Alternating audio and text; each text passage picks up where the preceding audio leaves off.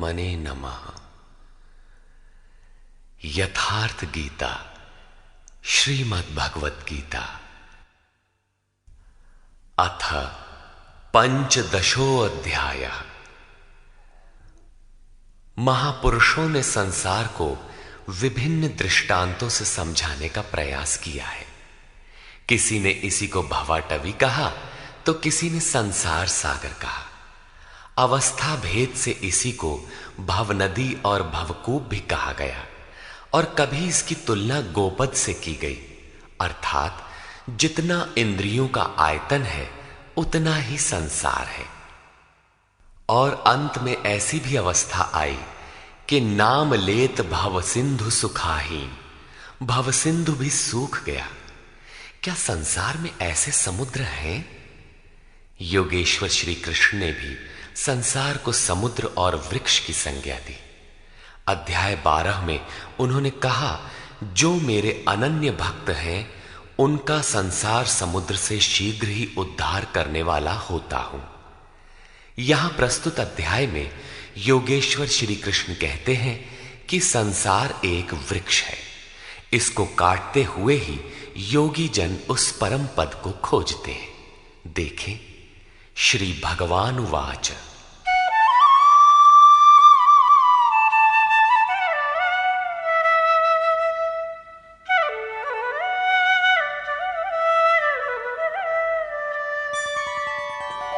ऊर्ध्वमूलमधः शाखम् अश्वत्थं प्राहुरव्ययम् छन्दांसि यस्य पर्णानि यस्तं वेद स वेदवित्। अर्जुन, ऊर्ध्व मूलम, ऊपर को परमात्मा ही जिसका मूल है, अधः शाखम, नीचे प्रकृति ही जिसकी शाखाएं हैं, ऐसे संसार रूपी पीपल के वृक्ष को अविनाशी कहते हैं। वृक्ष तो अश्वः अर्थात कल तक भी रहने वाला नहीं, जब चाहे कट जाए, किंतु है अविनाशी। श्री कृष्ण के अनुसार अविनाशी दो हैं, एक संसार रूपी वृक्ष अविनाशी और दूसरा उससे भी परे परम अविनाशी। वेद इस अविनाशी संसार विटप के पत्ते कहे गए हैं। जो पुरुष इस संसार रूपी वृक्ष को अर्थात देखते हुए विदित कर लेता है वो वेद का ज्ञाता है। जिसने उस संसार वृक्ष को जाना है उसने वेद को जाना है, न कि ग्रंथ पढ़ने वाला। पुस्तक पढ़ने में तो उधर बढ़ने की प्रेरणा मात्र मिलती है, पत्तों के स्थान पर वेद की क्या आवश्यकता है।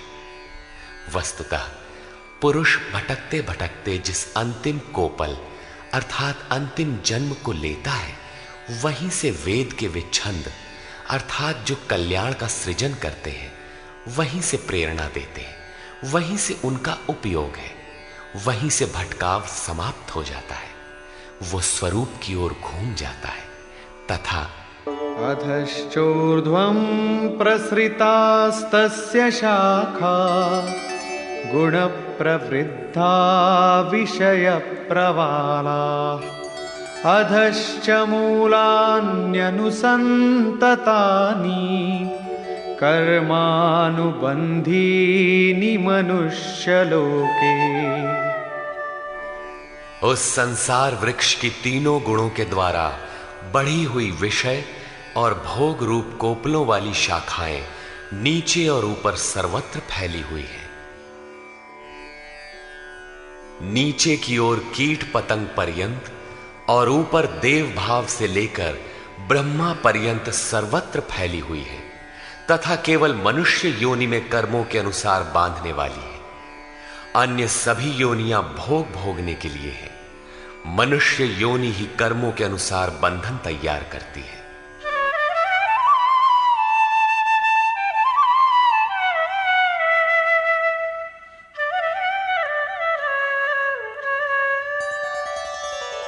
न रूपमस्येह तथोपलभ्यते नान्तो न चादिर्न च सम्प्रतिष्ठा अश्वत्थमेनं सुविरूढमूलम् असंगशस्त्रेण दृढ़ेन छित्त्वा। परंतु इस संसार वृक्ष का रूप जैसा कहा गया है वैसा यहां नहीं पाया जाता, क्योंकि न तो इसका आदि है न अंत है और न अच्छी प्रकार से इसकी स्थिति ही है, क्योंकि ये परिवर्तनशील है।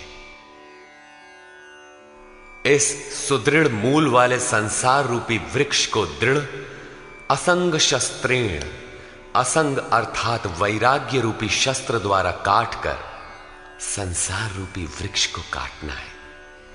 ऐसा नहीं कि पीपल की जड़ में परमात्मा रहते हैं या पीपल का पत्ता वेद है और आरती करने लगे पेड़ की। इस संसार वृक्ष का मूल तो स्वयं परमात्मा ही बीज रूप से प्रसारित है, तो क्या वो भी कट जाएगा? दृढ़ वैराग्य द्वारा इस प्रकृति का संबंध विच्छेद हो जाता है। यही काटना है। काट कर करें क्या?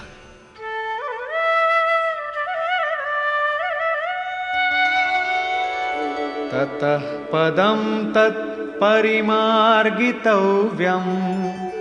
यस्मिन् गता न निवर्तन्ति भूयः तमेव चाद्यं पुरुषं प्रपद्ये यतः प्रवृत्ति प्रसृता पुराणी। दृढ़ वैराग्य द्वारा संसार विटप को काटने के उपरांत उस परम पद परमेश्वर को अच्छी प्रकार खोजना चाहिए, जिसमें गए हुए पुरुष फिर पीछे संसार में नहीं आते, अर्थात पूर्ण निवृत्ति प्राप्त कर लेते हैं। किंतु उसकी खोज किस प्रकार संभव है? योगेश्वर कहते हैं, इसके लिए समर्पण आवश्यक है। जिस परमेश्वर से पुरातन संसार वृक्ष की प्रवृत्ति विस्तार को प्राप्त हुई है, उसी आदि पुरुष परमात्मा की मैं शरण हूं, अर्थात उनकी शरण गए बिना वृक्ष मिटेगा नहीं। अब शरण में गया हुआ वैराग्य में स्थित पुरुष कैसे समझे कि वृक्ष कट गया? उसकी पहचान क्या है? इस पर कहते हैं, निर्माण मोहाजित संग दोषा अध्यात्म नित्या विनिवृत्त कामा द्वंद्वैर्विमुक्ता सुख दुःख संज्ञैर् गच्छन्त्यमूढ़ा पदमव्ययम् तत्। उपर्युक्त प्रकार के समर्पण से जिसका मोह और मान नष्ट हो गया है, आसक्ति रूपी संग दोष जिन्होंने जीत लिया है, अध्यात्म नित्या परमात्मा के स्वरूप में जिनकी निरंतर स्थिति है, जिनकी कामनाएं विशेष रूप से निवृत्त हो गई हैं और सुख दुख के द्वंद्वों से विमुक्त हुए ज्ञानी जन उस अविनाशी परम पद को प्राप्त होते हैं। जब तक ये अवस्था नहीं आती तब तक संसार वृक्ष नहीं कटता। यहां तक वैराग्य की आवश्यकता रहती है। उस परम पद का क्या स्वरूप है जिसे पाते हैं? न तद्भासयते सूर्यो न शशांको न पावकः यद्गत्वा न निवर्तन्ते तद्धाम परमं मम। उस परम पद को न सूर्य न चंद्रमा और न अग्नि ही प्रकाशित कर पाते हैं। जिस परम पद को प्राप्त कर मनुष्य पीछे संसार में नहीं आते हैं, वही मेरा परम धाम है, अर्थात उनका पुनर्जन्म नहीं होता। इस पद की प्राप्ति में सबका समान अधिकार है। इस पर कहते हैं,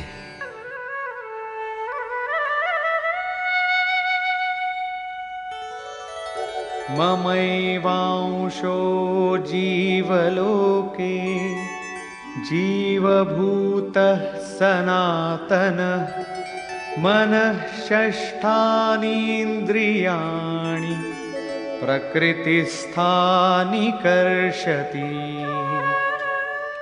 जीवलोके अर्थात इस देह में अर्थात शरीर ही लोक है।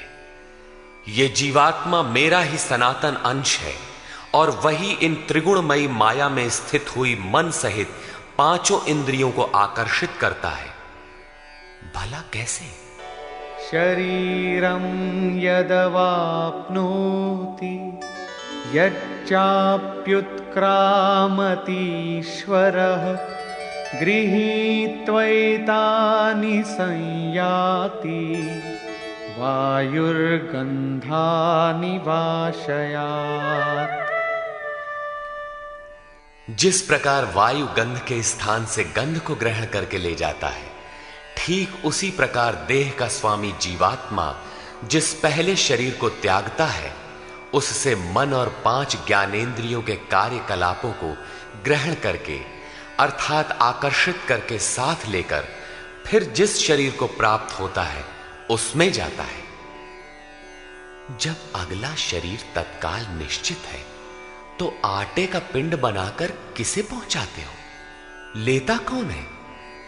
इसीलिए श्री कृष्ण ने अर्जुन से कहा था कि ये अज्ञान तुझे कहां से उत्पन्न हो गया कि पिंडोदक क्रिया लुप्त हो जाएगी। वहां जाकर करता क्या है? मन सहित 6 इंद्रियां कौन है? श्रोत्रं चक्षुः स्पर्शनं च रसनं घ्राणमेव च अधिष्ठाय मनश्चायं विषयानुपसेवते। उस शरीर में स्थित होकर ये जीवात्मा कान, आंख, त्वचा, जिह्वा, नासिका और मन का आश्रय लेकर अर्थात इन सब के सहारे ही विषयों का सेवन करता है, किंतु ऐसा दिखाई नहीं पड़ता, सब उसे देख नहीं पाते। इस पर श्री कृष्ण कहते हैं,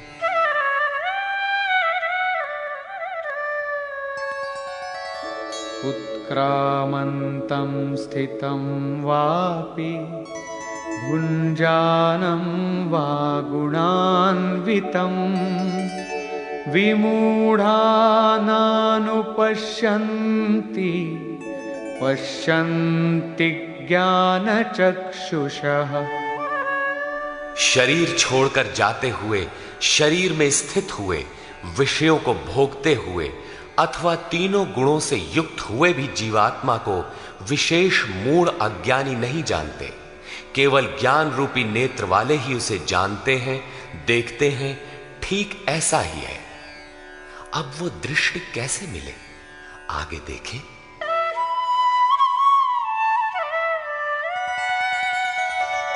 यतन्तो योगिनश्चैनं पश्यन्त्यात्मन्यवस्थितं यतन्तोऽप्यकृतात्मानो नैनं पश्यन्त्यचेतसः। योगी जन अपने हृदय में चित्त को सब ओर से समेट इस आत्मा को यत्न करते हुए ही प्रत्यक्ष देखते हैं, किंतु अकृतार्थ आत्मा वाले अर्थात मलिन अंतःकरण वाले अज्ञानी जन यत्न करते हुए भी इस आत्मा को नहीं जानते, क्योंकि उनका अंतःकरण बाह्य प्रवृत्तियों में अभी बिखरा है। चित्त को सब ओर से समेटकर अंतरात्मा में यत्न करने वाले भाविक जन ही उसे पाने के योग्य होते हैं। अतः अंतःकरण से सतत सुमिरण आवश्यक है। अब उन महापुरुषों के स्वरूप में जो विभूतियां पाई जाती हैं, जो पीछे बता भी आए हैं, उन पर प्रकाश डालते हैं।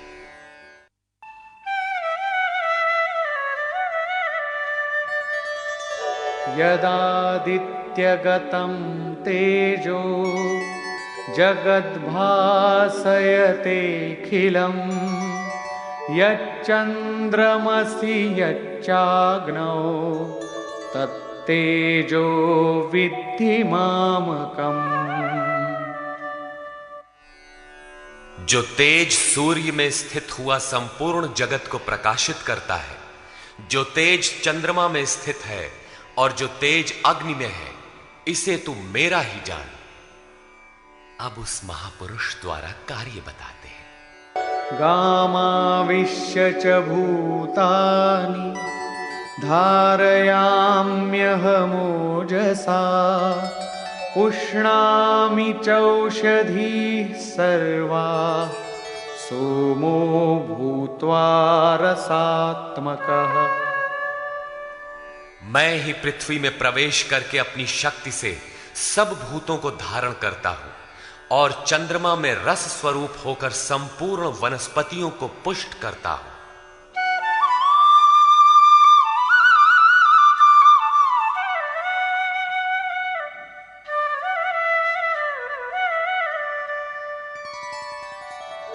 अहं वैश्वानरो भूत्वा प्राणिनां देहमाश्रितः प्राणापानसमायुक्तः पचाम्यन्नं चतुर्विधम्। मैं ही प्राणियों के शरीर में अग्नि रूप से स्थित होकर प्राण और अपान से युक्त हुआ 4 प्रकार के अन्नों को पचाता हूं। अध्याय 4 में स्वयं योगेश्वर श्री कृष्ण ने इंद्रियाग्नि, संयमाग्नि, योगाग्नि, प्राण अपानाग्नि, ब्रह्माग्नि इत्यादि 13-14 अग्नियों का उल्लेख किया, जिनमें सबका परिणाम ज्ञान है। ज्ञान ही अग्नि है। श्री कृष्ण कहते हैं, ऐसा अग्नि स्वरूप होकर प्राण और अपान से युक्त 4 विधियों से, अर्थात जप सदैव श्वास प्रश्वास से होता है, उसकी 4 विधियां बैखरी, मध्यमा, पश्यंती और परा है। इन 4 विधियों से तैयार होने वाले अन्नों को मैं ही पचाता हूं।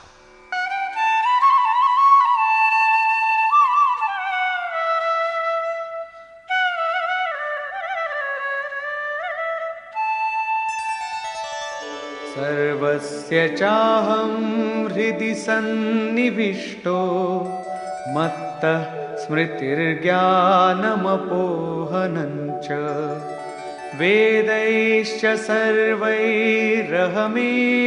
वेद्यो वेदान्तकृद्वेदविदेम चाहम्।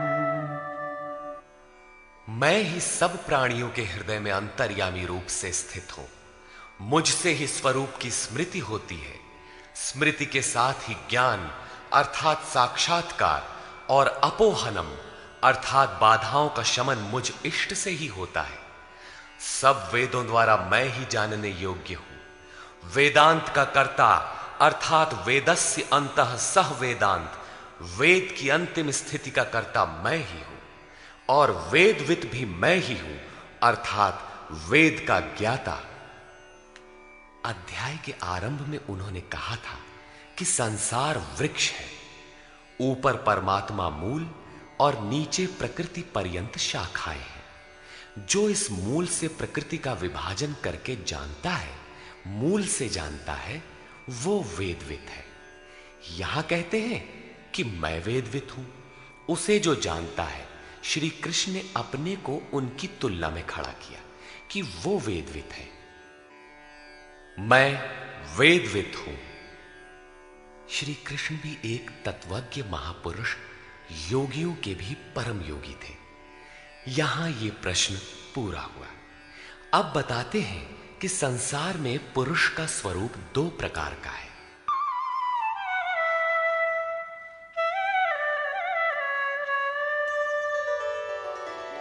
द्वाविमौ पुरुषौ लोके क्षरश्चाक्षर एव च क्षरः सर्वाणि भूतानि कूटस्थोऽक्षर उच्यते। अर्जुन, इस संसार में क्षर, क्षय होने वाले, परिवर्तनशील और अक्षर, अक्षय, अपरिवर्तनशील, ऐसे 2 प्रकार के पुरुष हैं। उनमें संपूर्ण भूत प्राणियों के शरीर तो नाशवान हैं, क्षर पुरुष हैं, और ये कूटस्थ पुरुष अविनाशी कहा जाता है। साधन के द्वारा मन सहित इंद्रियों का निरोध, अर्थात जिसकी इंद्रिय समूह कूटस्थ है, वही अक्षर कहलाता है। किंतु यह भी पुरुष की अवस्था विशेष ही है। इन दोनों से भी परे एक अन्य पुरुष भी है।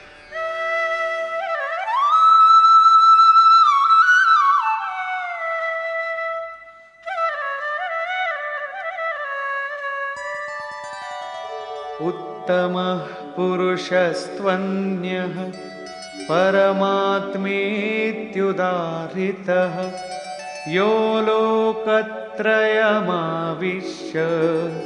बिभर्त्यव्यय ईश्वरः। उन दोनों से अति उत्तम पुरुष तो अन्य ही है, जो तीनों लोकों में प्रवेश करके सबका धारण पोषण करता है, और अविनाशी परमात्मा ईश्वर ऐसे कहा गया है। परमात्मा अव्यक्त, अविनाशी, पुरुषोत्तम इत्यादि उसके परिचायक शब्द हैं। वस्तुतः ये अन्य ही है, अर्थात अनिर्वचनीय है। ये क्षर अक्षर से परे महापुरुष की अंतिम अवस्था है, जिसको परमात्मा इत्यादि शब्दों से इंगित किया गया है, किंतु वो अन्य है, अर्थात अनिर्वचनीय है। उसी स्थिति में योगेश्वर श्री कृष्ण अपना भी परिचय देते हैं, यथा यस्मात्क्षरमतीतोऽहम् अक्षरादपि चोत्तमः अतोऽस्मि लोके वेदे च प्रथितः पुरुषोत्तमः। उपर्युक्त नाशवान परिवर्तनशील क्षेत्र से सर्वथा अतीत हूं, और अक्षर अविनाशी कूटस्थ पुरुष से भी उत्तम हूं, इसलिए लोक और वेद में पुरुषोत्तम नाम से प्रसिद्ध हूं।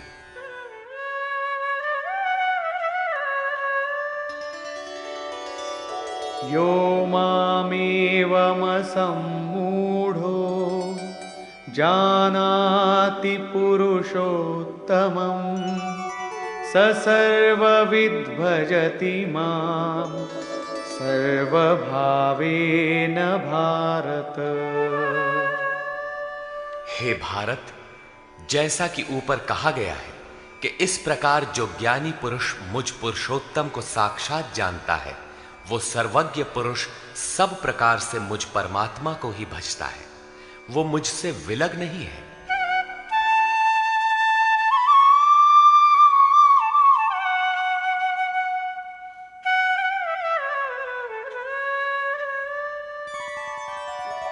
इति गुह्यतमं शास्त्रम् इदमुक्तं मया नघ एतद्बुद्ध्वा बुद्धिमान् स्यात् कृतकृत्यश्च भारत। हे निष्पाप अर्जुन, इस प्रकार ये अति गोपनीय शास्त्र मेरे द्वारा कहा गया। इसको तत्व से जानकर मनुष्य पूर्ण ज्ञाता और कृतार्थ हो जाता है। अतः योगेश्वर श्री कृष्ण की ये वाणी स्वयं में पूर्ण शास्त्र है। श्री कृष्ण का ये रहस्य अत्यंत गुप्त था। उन्होंने केवल अनुरागियों से बताया। ये अधिकारी के लिए ही है। श्री कृष्ण का ये स्वरूप सबके लिए था भी नहीं। कोई उन्हें राजा, कोई दूत, तो कोई यादव ही मानता था, किंतु अधिकारी अर्जुन से उन्होंने कोई दुराव नहीं रखा। उसने पाया कि वो परम सत्य पुरुषोत्तम नहीं। दुराव रखते तो उसका कल्याण ही ना होता। यही विशेषता प्राप्ति वाले प्रत्येक महापुरुष में पाई गई। रामकृष्ण परमहंस देव एक बार बहुत प्रसन्न थे। भक्तों ने पूछा, आज तो आप बहुत प्रसन्न हैं? बोले, आज मैं वो परमहंस हो गया। उनके समकालीन कोई अच्छे महापुरुष परमहंस थे, उनकी ओर संकेत किया। कुछ देर बाद वो मन क्रम वचन से विरक्ति की आशा से अपने पीछे लगे साधकों से बोले, देखो, अब तुम लोग संदेह न करना, मैं वही राम हूं जो त्रेता में हुए थे, वही कृष्ण हूं जो द्वापर में हुए थे। मैं उन्हीं की पवित्र आत्मा हूं, वही स्वरूप हूं। यदि पाना है तो मुझे देखो। ठीक इसी प्रकार पूज्य गुरु महाराज भी सबके सामने कहा करते थे, हो हम भगवान के दूत हैं। जे सचहू का संत है वो भगवान का दूत है। हमारे द्वारा ही उनका संदेशा मिलता है। पूज्य महाराज जी सबसे तो इतना ही कहते थे, न किसी विचार का खंडन न मंडन, किंतु जो विरक्ति में पीछे लगे थे उनसे कहते थे, केवल मेरे स्वरूप को देखो। यदि तुम्हें उस परम तत्व की चाह है तो मुझे देखो, संदेह मत करो।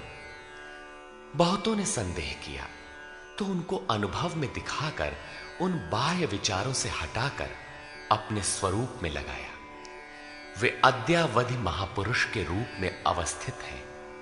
इसी प्रकार श्री कृष्ण की अपनी स्थिति गोपनीय तो थी, किंतु अपने अनन्य भक्त पूर्ण अधिकारी अनुरागी अर्जुन के प्रति उन्होंने उसे प्रकाशित किया। हर भक्त के लिए संभव है, महापुरुष लाखों को उस रास्ते पर चला देते हैं। निष्कर्ष, योगेश्वर श्री कृष्ण के अनुसार संसार वृक्ष है, जिसका मूल सर्वत्र है और शाखाएं भी सर्वत्र है। कर्मानुबंधीनि मनुष्य लोके, कर्मों के अनुसार केवल मनुष्य योनि में बंधन तैयार करता है, बांधता है। अन्य योनियां तो इन्हीं कर्मों के अनुसार भोग भोगती हैं।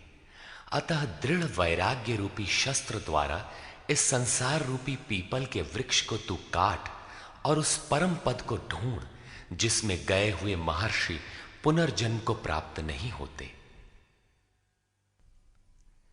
शरीर का त्याग करते समय जीवात्मा मन और पांचों ज्ञानेंद्रियों के कार्यकलापों को लेकर नए शरीर को धारण करता है। संस्कार सात्विक हैं तो सात्विक स्तर पर पहुंच जाता है, राजसी हैं तो मध्यम स्थान पर, और तामसी रहने पर जघन्य योनियों तक पहुंच जाता है, तथा इंद्रियों के अधिष्ठाता मन के माध्यम में विषयों को देखता और भोगता है। यह दिखाई नहीं पड़ता, इसके देखने की दृष्टि ज्ञान है। कुछ याद कर लेने का नाम ज्ञान नहीं है। योगी जन हृदय में चित्त को समेटकर प्रयत्न करते हुए ही उसे देख पाते हैं। अतः ज्ञान साधन गम्य है। हां, अध्ययन से उसके प्रति रुझान उत्पन्न होती है। संशय युक्त अकृतात्मा लोग प्रयत्न करते हुए भी उसे नहीं पाते। उन्होंने बताया कि लोक में 3 प्रकार के पुरुष हैं। भूतादिकों के संपूर्ण शरीर क्षर है। मन की कूटस्थ अवस्था में यही पुरुष अक्षर है, किंतु है द्वंद्वात्मक, और इससे भी परे जो परमात्मा परमेश्वर अव्यक्त और अविनाशी कहा जाता है, वो वस्तुतः अन्य ही है। ये क्षर अक्षर से परे वाली अवस्था है, यही परम स्थिति है। संगत करते हुए कहते हैं कि मैं भी क्षर अक्षर से परे वही हूं, इसलिए लोग मुझे पुरुषोत्तम कहते हैं। इस प्रकार उत्तम पुरुष को जो जानते हैं, वे ज्ञानी भक्तजन सदैव सब ओर से मुझे ही भजते हैं। उनकी जानकारी में अंतर नहीं है। अर्जुन, ये अत्यंत गोपनीय रहस्य मैंने तेरे प्रति कहा। इस अध्याय में आत्मा की 3 स्थितियों का चित्रण क्षर अक्षर और भी अति उत्तम पुरुष के रूप में स्पष्ट किया गया। अतः ओम तत्सदिति श्रीमद्भगवद गीता सूपनिषत्सु ब्रह्म विद्यायाम योग शास्त्रे श्री कृष्ण अर्जुन संवादे पुरुषोत्तम योगो नाम 15वां अध्याय। इस प्रकार स्वामी अड़गड़ानंद कृत श्रीमद् भगवद गीता के भाष्य यथार्थ गीता का 15वां अध्याय पूर्ण होता है। हरि ओम तत्सत्।